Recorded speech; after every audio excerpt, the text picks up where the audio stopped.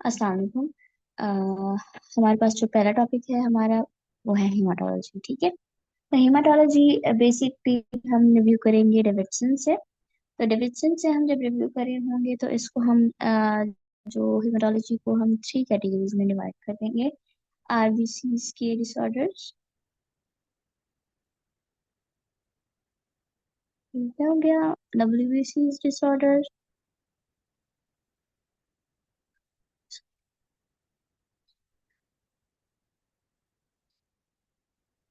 अच्छा, उसके अलावा हम जो है हमारे पास ब्लीडिंग डिसऑर्डर आ जाएंगे।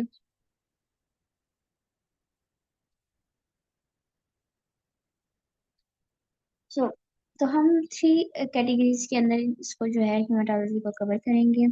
तो सबसे पहले जब हम आरबीसी डिसऑर्डर्स को पढ़ेंगे तो आरबीसी डिसऑर्डर्स में हमने एनीमियाज पढ़ने हैं। ठीक हो गया। एनीमियाज आपको पता है कि डिफरेंट कैटेगरीज की हैं, तो डिफरेंट टाइप्स हैं एनीमियाज की। हमारे पास एक है कौन सी, माइक्रोसाइटिक एनीमिया। ठीक हो गया। दूसरी हमारे पास नॉर्मोसाइटिक। तीसरी हमारे पास जो है वो है कौन सी बोला, हमारे पास है मैक्रोसाइटिक एनीमिया। ठीक है, तो हमारे पास ये तीन डिफरेंट कैटेगरीज हैं जिसको हम डिवाइड करते हैं, और मैक्रोसाइटिक को हम फर्दर डिवाइड करते हैं दो कैटेगरीज में, जिसमें हम कहते हैं कि एक है मेगालोब्लास्टिक और दूसरा है हमारे पास नॉन मेगालोब्लास्टिक। ठीक है, तो ये दो कैटेगरीज हैं जिसमें हम इसको डिवाइड करते हैं कि megaloblastic anaemia, non megaloblastic anaemia. तो जो मेगालोब्लास्टिक एनीमिया है, तो हम इसमें क्या करते हैं कि आप कहेंगे कि इन दोनों में क्या डिफरेंस है, तो हम देखते हैं कि जब भी हम बोन मैरो बायोप्सी करते हैं, ठीक है, बोन मैरो बायोप्सी, ठीक है, बायोप्सी जो हम करते हैं उसमें हम बेसिकली जो बोन मैरो है वो लेते हैं, और हम पेरिफेरी उसको हम अ, जो माइक्रोस्कोप के थ्रू जो है हम देखते हैं, सेल्स देखते हैं, सेल्स की साइज, शेप और उनकी डिफरेंट जो है मॉर्फोलॉजी देखते हैं। तो हम मॉर्फोलॉजी में देखते हैं कि अ, जब भी हम मेगालोब्लास्टिक की बात करते हैं तो हम मेगालोब्लास्टिक के में हमारे पास फॉलिक एसिड और बी 12 डेफिशिएंसी जो है वो आती है। ठीक है, इन दोनों की वजह से जो एनीमिया होता है वो उसमें मेगालोब्लास्टिक एनीमिया होता है, वो मेगालोब्लास्टिक एनीमिया कहलाता है। ठीक है, मेगालोब्लास्टिक क्यों कहते हैं कि जब भी हम इसमें बोन मैरो बायोप्सी करेंगे तो हमारे पास जो अर्ली स्टेज होती है, ब्लास्टिक स्टेज होती है किसी सेल की, ठीक है, आरबीसीज की, हम कह सकते हैं कि आरबीसीज की जो ब्लास्टिक स्टेज होती है, अर्ली स्टेजेस होती हैं, उसमें हमारे पास जो है वो उनका साइज जो है वो इंक्रीज हुआ हुआ मिलता है हमें सेल्स का। ठीक है, अब नॉर्मली इंक्रीज साइज मिलता है। ठीक है, और हमारे पास जो नॉन नॉन मेगालोब्लास्टिक एनीमियाज होते हैं, जो होते तो मैक्रोसाइटिक ही हैं, मतलब कि आप मतलब पेरिफेरल जो ब्लड होता है, मतलब वेन से हम जब ब्लड देते हैं और देखते हैं उसकी मॉर्फोलॉजी, तो उसमें सेल्स का साइज बड़ा होता है, लेकिन जब हम बोन मैरो की बायोप्सी करते हैं तो इसमें सेल साइज नॉर्मल होता है बोन मैरो बायोप्सी में। बट जब हम इन ब्लड जो हम देखते हैं कि वो जो जब एक मेच्योर स्टेट में होता है सर, उसमें उसकी जो है ना वो साइज इंक्रीज होता है। वजह क्या होती है, वजह इसमें ये होती है कि जो हमारे पास कुछ कंडीशंस हैं जिसमें हमारे पास ये जो मैक्रोसाइटिक एनीमिया नॉन मेगालोब्लास्टिक हो जाता है, वो होती हैं प्रेगनेंसी। ठीक है, एक तो प्रेगनेंसी हो गई, दूसरी हमारे पास अल्कोहल कंजप्शन होती है। ठीक है, अल्कोहल जो है अगर उसकी कंजप्शन ज्यादा हो, और उसके अलावा हमारे पास हाइपोथायरायडिज्म। ठीक है, तीसरा हमारे पास लिवर सिरोसिस। ठीक है, अच्छा, इसकी वजह क्या होती है, इसमें क्यों जो है सेल साइज इंक्रीज कर जाता है, बेसिकली या एमसीवी आप कहेंगे इंक्रीज कर जाता है। एमसीवी क्या होता है? एमसीवी हमारे पास मीन कॉर्पसल वॉल्यूम होता है, ठीक है। मीन कॉर्पसल वॉल्यूम होता है जो कि हम किसी भी सीबीसी की रिपोर्ट में देखते हैं, ठीक है। सीबीसी की रिपोर्ट में फर्स्ट ऑफ ऑल जो इम्पोर्टेंस रखती है एचपी रखती है, ठीक है। हम हीमोग्लोबिन देखते हैं, हीमोग्लोबिन के बाद हम देखते हैं एमसीवी, ठीक है। एमसीवी देखते हैं और फिर जो है हम बेसिक जो डायग्नोस करते हैं, जो फर्स्ट स्टेप होता है डायग्नोसिस का, वो हम इसके थ्रू करते हैं कि ये बेसिकली कौन सा एनीमिया है। एचपी करते हैं, एचपी से हमें पता चल जाता है कि एनीमिया तो है, ठीक है। एनीमिया कौन सी कैटेगरी का है? आया वो माइक्रोसिटिक है, नॉर्मोसिटिक है, माइक्रोसिटिक है, कौन सा एनीमिया है? इसमें कौन सी वो हम जो है डायग्नोस क्या कर सकते हैं? तो बेसिकली बहुत इंपॉर्टेंस रखती है एमसीवी की वैल्यू और एचपी की वैल्यू। अगर हमारे पास फॉर सपोज एचपी है 9, ठीक है, अडल्ट फीमेल है और उसका 9 एचपी हीमोग्लोबिन है, ठीक हो गया। और एमसीवी हम देखते हैं, एमसीवी की नॉर्मल वैल्यू होती है 76 to 100, ठीक है। 76 to 100 जो हमारे पास इसकी नॉर्मल वैल्यू होती है। इससे कम होगा, 76 से कम होगा तो माइक्रोसिटिक कहलाएगा, ठीक है। और अगर इससे ज्यादा होगा, 100 से ज्यादा होगा तो मैक्रोसिटिक कहलाएगा, ठीक है।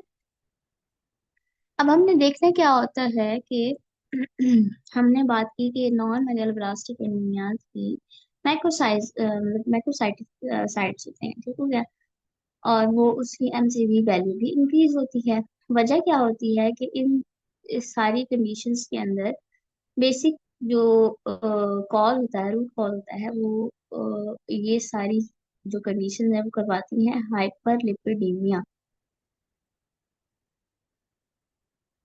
ठीक है। हाइपरलिपिडीमिया करवाती हैं। और ये हाइपरलिपिडीमिया क्या करता है? आपको पता है कि हम जो सेल वॉल है, आरबीसी की सेल वॉल भी किससे बनी होती है? लिपिड बायलेयर से बनी होती है। हमारे सेल्स की जो भी लेयर है वो लिपिड बायलेयर से बनी होती है।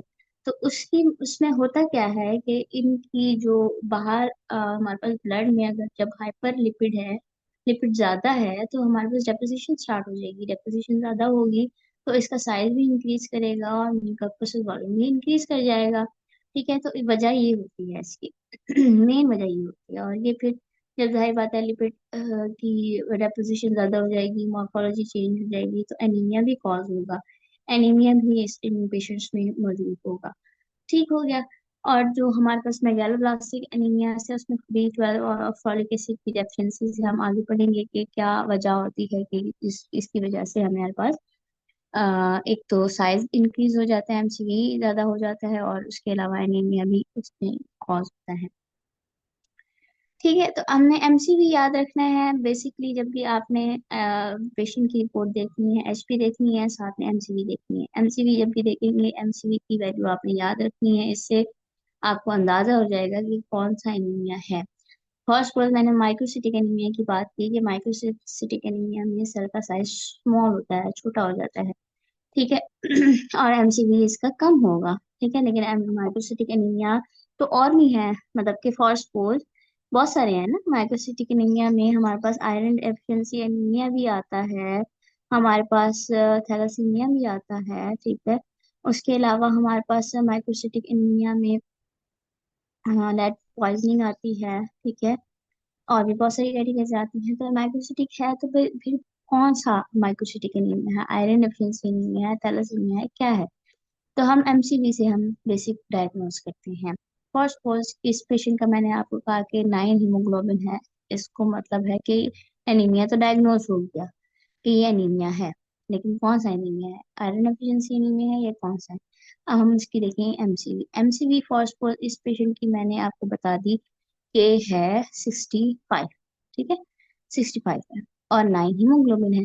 तो इतनी ज्यादा इसकी रेशो आप देखें तो इतनी ज्यादा कम नहीं है, मतलब 76 से 65 तक की है, मतलब 65 तक की, नीचे है ये, लो है इसकी एमसीवी। तो हम इसको कह सकते हैं कि ये most probably iron deficiency anaemia है, ठीक है। अगर फॉर सपोज 9 हीमोग्लोबिन हो, ठीक है, 9 हीमोग्लोबिन हो और एमसीवी हमारे पास इसकी जा रही है 30, ठीक है, 30 तक जा रही है या 40 तक जा रही है, ठीक है। तो हम कहेंगे कि नहीं, इसका कोई और मसला भी साथ में होगा, क्योंकि इस हीमोग्लोबिन पे ये रेशो देखें, अब इन दोनों की रेशो देखें, बहुत ज्यादा डिफरेंस आ रहा है, ठीक है।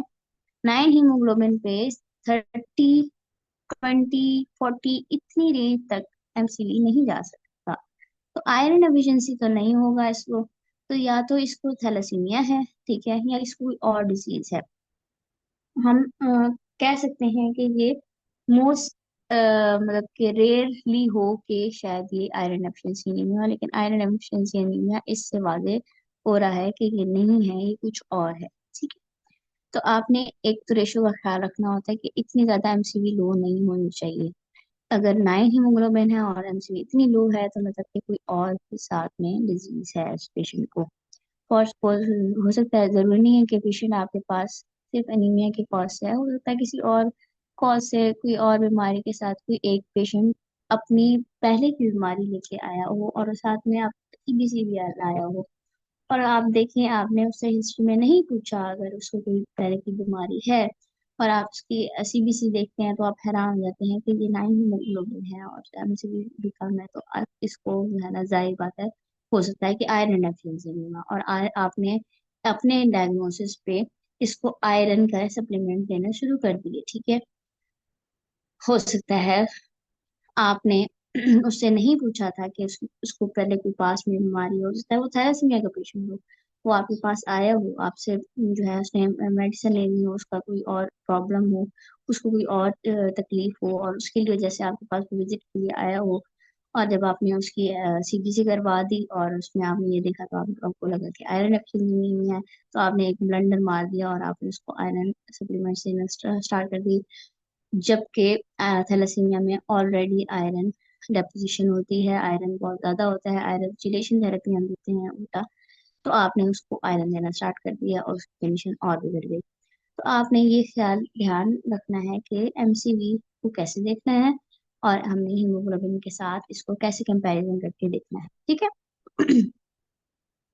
ये आपका एमसीक्यूज भी आ सकते हैं, मतलब कि आपको एमसीवी की वैल्यू देगा, एचवी देगा, ठीक है, और साथ में कुछ कंडीशन बता देगा कि ये उसको प्रॉब्लम्स आ रही हैं, उसको उसको जो है ये उसकी सिम्टम्स हैं, ठीक है, उसके साथ आप उसको बताएं कि ये क्या डायग्नोसिस क्या बन रहा है, आपका मोस्ट लाइकली डायग्नोसिस क्या बन रहा है, तो आपने 1, 2, 3 जो डायग्नोसिस हैं अपने, वो आपने राइट करने होंगे, ठीक है। अब हम आ जाते हैं, ये तो हमने कंप्लीट कर लिया, ठीक हो गया, हमने बेसिक कंसेप्ट मैंने आपको बता दिया कि ये होता क्या है। हमने इसको इतना ज्यादा नहीं पढ़ना, ठीक है, जब भी हमने जस्ट ये एमसीक्यूज के बेस पे था, आप कंसेप्ट देना था, वो मैंने आपको कंसेप्ट इसका दे दिया, ठीक है। मेन जो हमारा फोकस होगा वो ये होगा B12 और फॉलिक एसिड की डेफिशिएंसी से जो मेगालोब्लास्टिक एनीमियाज होते हैं, उनकी सिम्टम्स, उनकी डायग्नोसिस, उनका ट्रीटमेंट, ये सारी चीजें हम इसमें पढ़ेंगे, ठीक है। अब हमने नॉर्मोसाइटिक में देख लिया, मैंने आपको कहा कि आयरन डेफिशिएंसी एनीमिया में भी माइक्रोसाइटिक एनीमिया होता है, थैलेसीमिया में माइक्रोसाइट्स मिलते हैं आपको, ठीक है। लेड पॉइजनिंग में मिलेंगे, और इसके अलावा एक और जैसे कि सिड्रोप्लास्टिक एनीमिया होते हैं, उसमें भी आपको माइक्रोसाइटिक एनीमियाज मिलते हैं। और एक और डिजीज होती है जिसको हम कहते हैं, एक और एनीमिया होता है बेसिकली जिसको हम कहते हैं एनीमिया ऑफ क्रॉनिक डिजीज, ठीक है, एनीमिया ऑफ क्रॉनिक डिजीज, ठीक है। एनीमिया ऑफ क्रॉनिक डिजीज में बेसिकली होता क्या है, ये भी हमने कोई इसको डिटेल में नहीं पढ़ना, आपको एमसीक्यूज आ सकता है कि एनीमिया ऑफ क्रॉनिक डिजीज क्या है, या इसके मुताबिक कोई एमसीक्यूज आ जाए और आपने आपसे डायग्नोसिस मांगा जाए, तो आप बता सकते हैं। तो इसकी बेसिक कंसेप्ट ये है कि एनीमिया ऑफ क्रॉनिक डिजीज, जब भी किसी शख्स को कोई क्रॉनिक डिजीज होगी, कोई क्रॉनिक इलनेस होगी, उसमें क्या होता है कि हमारे पास हेप्सिडिन होती है एक हार्मोन, ठीक है। हेप्सिडिन बेसिकली हमारे पास हार्मोन होता है जो कि लिवर से जो है वो प्रोड्यूस होता है, ठीक है। और लिवर से प्रोड्यूस होने के साथ जो है ना, हेप्सिडिन बेसिकली करता क्या है कि इसकी इसका काम होता है कि आयरन की जो एब्जॉर्प्शन है फ्रॉम स्टमक, ठीक है, फ्रॉम इंटेस्टाइन, जो भी आपका जीआईटी ट्रैक है, आयरन की एब्जॉर्प्शन को डिक्रीज कराना, ठीक है, कम करा देना। अब होता यूं है कि जब भी क्रॉनिक इलनेस होगी किसी पेशेंट को, कोई भी क्रॉनिक डिजीज होगी, हेप्सिलिन की प्रोडक्शन इंक्रीज हो जाएगी। लिवर क्योंकि इफेक्ट होता है तो उसकी वजह से हेप्सिलिन प्रोडक्शन इंक्रीज हो जाती है, जिसकी वजह से आयरन अब्जॉर्प्शन जो है वो कम हो जाती है।